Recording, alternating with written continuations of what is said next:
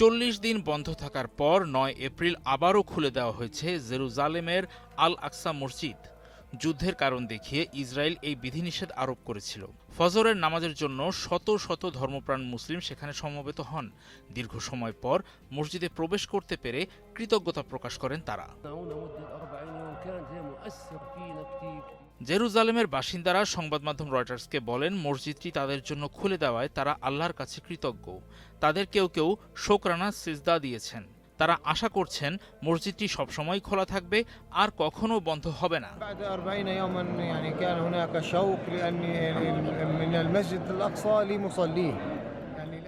9 April পরের দিকে একদল ইহুদি উপাসককেও আল আকসা প্রাঙ্গণে প্রবেশের অনুমতি দেওয়া হয়। তাদের চত্বরের ভেতরে হাঁটতে দেখা যায়। এমন পদক্ষেপ সেখানে উপস্থিত মুসলিম উপাসকরা উস্কানিমূলক হিসেবে দেখছেন।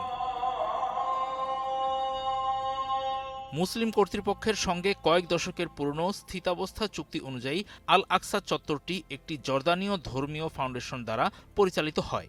এই চুক্তি অনুসারে ইহুদিরা সেখানে কেবল পরিদর্শন করতে পারবে, কিন্তু প্রার্থনা করতে পারবে না।